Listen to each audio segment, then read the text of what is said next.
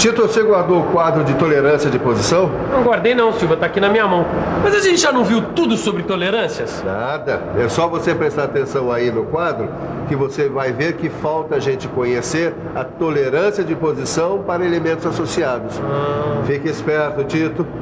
E você aí em casa, preste bastante atenção. Porque na teleaula de hoje você vai completar o seu estudo sobre tolerância de posição. Vai conhecer tolerâncias de posição para elementos associados e tolerância de batimento. Ô Silva, eu tô sentindo que essa tolerância de posição para elementos associados tem tudo a ver com a intercambiabilidade dessas peças aqui, ó. Para ver se o Tito tem razão, nós vamos ter que prestar bastante atenção na nossa teleaula. Oi, Caio. Pô, Sofia, ainda bem que você chegou. Eu tava aqui tentando entender essa história de posição para elementos associados. Tá difícil. É que a gente tem que determinar a tolerância de posição para garantir a montagem de peças sem ajustes, para garantir uma intercambiabilidade dessas peças. A gente determina a tolerância através da posição de elementos associados e tolerância de batimento. Bom, então vamos em frente, né? Porque pelo jeito esse assunto é bem importante. E para começar, você vai conhecer a posição de um elemento, que tem este símbolo aqui. A gente pode dizer que tolerância de posição é o desvio tolerado de um determinado elemento, que pode ser um ponto, uma reta ou um plano na sua posição teórica. Vamos imaginar. Eu disse, vamos imaginar que você fosse um grande atirador de dardos. Você iria acertar o alvo com facilidade. Veja que mesmo acertando bem no centro do alvo, você não acertou exatamente no centro. O centro do alvo, ele admite uma tolerância de posição. Bom, Angela, agora que a gente já entendeu a tolerância de posição para um elemento, acho que a gente já pode falar da tolerância de posição do ponto. Então vamos lá que o desenho já está prontinho. Muito bem. A tolerância de posição do ponto é determinada por uma superfície esférica ou um círculo de diâmetro que mede a tolerância especificada, sendo que o centro do círculo tem que coincidir com a posição teórica do ponto considerado. Aqui, o ponto de intersecção tem que estar contido num círculo de 0,3 de milímetro de diâmetro, cujo centro coincide com a posição teórica do ponto considerado. Muito bem, vamos aproveitar e falar também da tolerância da posição da reta. Então vamos em linha reta. A tolerância de posição de uma reta é determinada por um cilindro de diâmetro T, cujo diâmetro é a tolerância especificada. E a linha de centro é a reta na sua posição nominal, se antes vier o símbolo do diâmetro. Se acontecer do desenho do produto indicar posicionamento de linhas que entre si não podem variar além de certos limites em relação às suas cotas nominais, você tem que estar por dentro.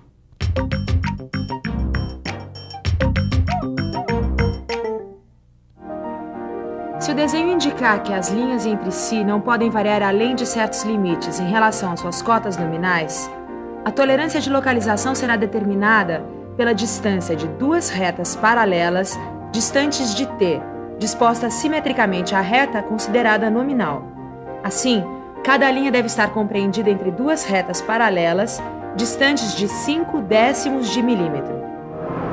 Bom, Silva, a gente já viu a tolerância de posição de um ponto e de uma reta. Agora, pelo visto, acho que a gente tem que ver a tolerância de posição de um plano.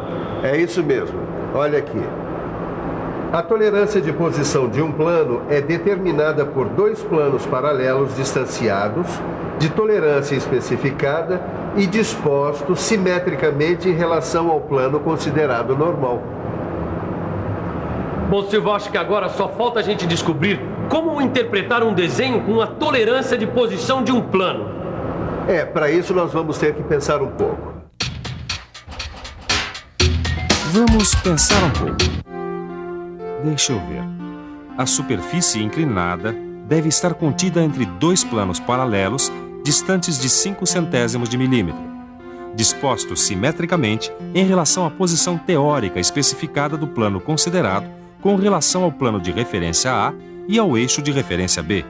As tolerâncias de posição, consideradas isoladamente como os desvios de posições puras, eles não podem ser adotados na grande maioria dos casos, porque não dá para separá-lo dos desvios de forma dos respectivos elementos. Quer dizer, praticamente consideramos a variação de posição associada à da forma. Isso mesmo. E agora você vai conhecer concentricidade, que tem esse símbolo aqui. Concentricidade é a condição em que os eixos de duas ou mais figuras geométricas são coincidentes. E essa figura pode ser, por exemplo, um cilindro ou um cone? Isso mesmo. Para entender melhor, você tem que saber que a referência é o diâmetro interno A e a sua concentricidade não deve ser superior a 1/10 de milímetro. Como a gente viu no desenho, a referência A está no diâmetro interno. Por isso, o relógio apalpador tem que ser zerado nesse diâmetro. Para medir a concentricidade, basta deslocar o apalpador para o diâmetro externo e verificar o seu afastamento, que não deve ser superior a 1/10 de milímetro. Neste caso, deu 8 centésimos. E a gente pode usar esse símbolo aqui de concentricidade também para representar coaxilidade. A tolerância de coaxilidade de uma reta em relação a uma outra tomada como referência, ela é definida por um cilindro de raio T, tendo como geratriz a reta de referência dentro do qual se deverá encontrar uma outra reta. Então a tolerância de coaxilidade deve ser sempre referida a um comprimento de referência? Isso mesmo.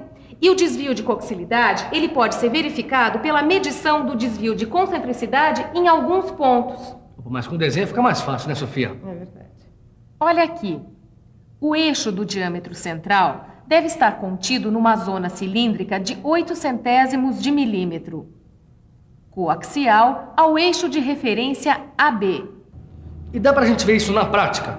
Como você já viu no desenho, o eixo central ele deve estar coaxial à referência AB. Portanto, a referência deve estar apoiada em 2 prismas. O relógio comparador deve ser zerado neste diâmetro central. Girando o eixo, temos o deslocamento do ponteiro do relógio. Nesse caso, o afastamento foi de 4 centésimos. Agora chegou a hora da gente ver a simetria, que tem esse símbolo. Na simetria, o campo de tolerância é limitado por 2 retas paralelas ou 2 planos paralelos, distantes no valor da tolerância especificada e dispostos simetricamente em relação ao eixo de referência. Vamos dar uma olhada nesses desenhos que representam a simetria. O eixo do furo deve estar entre 2 planos paralelos, olha aqui, olha, distantes de 8 centésimos de milímetro e dispostos simetricamente em relação ao plano de referência AB. Sofia, acho que eu não entendi isso direito, hein? Tudo bem, Caio. Eu vou te mostrar como isso funciona na prática. O desenho está indicando que o elemento de referência A deve estar disposto simetricamente em relação ao plano médio do rasgo, dentro de 8 centésimos de milímetro. A gente apoia uma face de referência da peça no desempeno e, com o relógio apalpador, toca na parte interna do rasgo, zerando. Depois, a gente vira a peça e observa o deslocamento ocorrido no relógio. Aqui, o deslocamento foi de 2 centésimos. Então a peça está aprovada. Legal, Sofia. Deu para perceber que a observação do desenho e da referência é super importante. E finalmente, Ângela, a gente já pode falar da tolerância de batimento. Na usinagem de elementos de revolução, como os cilindros ou furos, algumas variações nas suas formas e posições ocasionam erros de conicidade, ovalização e excentricidade em relação a seus eixos. Mas se esses erros não alterarem o funcionamento da peça, eles são aceitáveis. Esta é a tolerância de batimento, que se divide em 2 grupos principais, batimento radial e batimento axial. Olha aqui, Tito. A tolerância de batimento radial é definida como um campo de distância T entre 2 círculos concêntricos que são medidos assim, num plano perpendicular. Se uma peça girar sobre 2 prismas, como aqui nessa representação, ela não deverá apresentar a LTI, ou leitura total do indicador, superior a 1/10 de milímetro. Bom, Silva, isso aqui eu já entendi. Mas como é que a gente mede o batimento radial? É o que eu sempre digo, Tito. Quando se tem dúvida com relação a medidas, a gente tira as dúvidas no laboratório de metrologia. É verdade. Para medir o batimento radial, a peça pode estar apoiada em prismas. Aqui, a gente pode ver uma seção reta de um eixo onde se quer medir o desvio de batimento. A LTI, leitura total do indicador, vai indicar um erro composto constituído do desvio de batimento radial. adicionado ao erro decorrente da variação de posição do centro. Quando a medição é feita com a peça alocada entre centros, a gente consegue o posicionamento correto da linha de centro e, por isso, a LTI é realmente o desvio de batimento radial. E essa representação aqui? É o batimento axial. Deixa eu te explicar.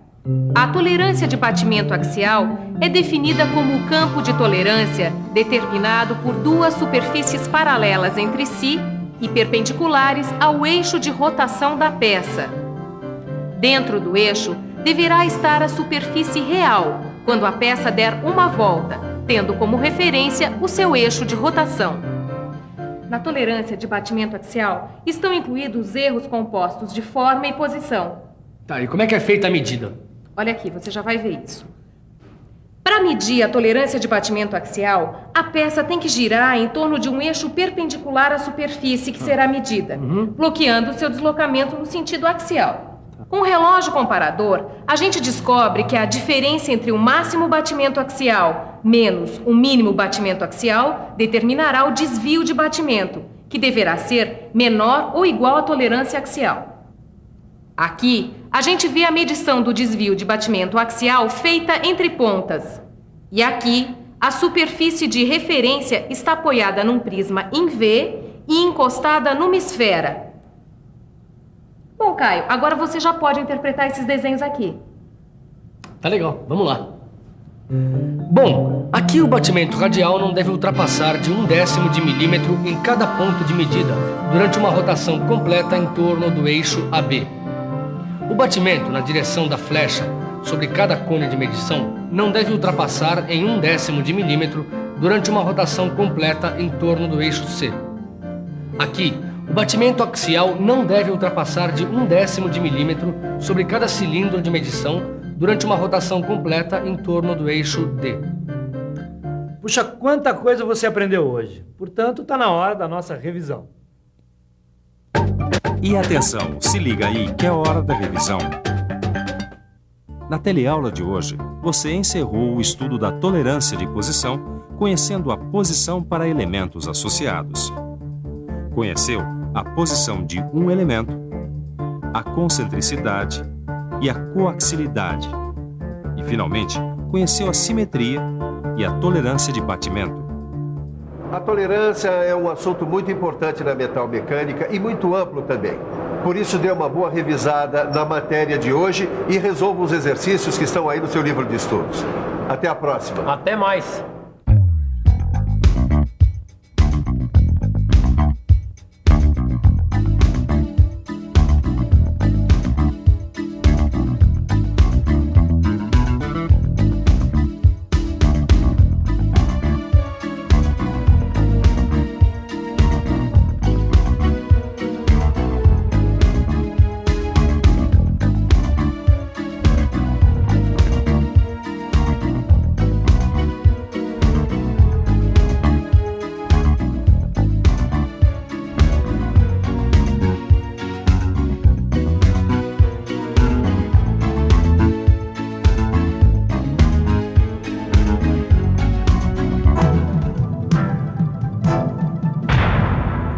Telecurso 2000, um programa de educação do Sistema Fiesp e da Fundação Roberto Marinho.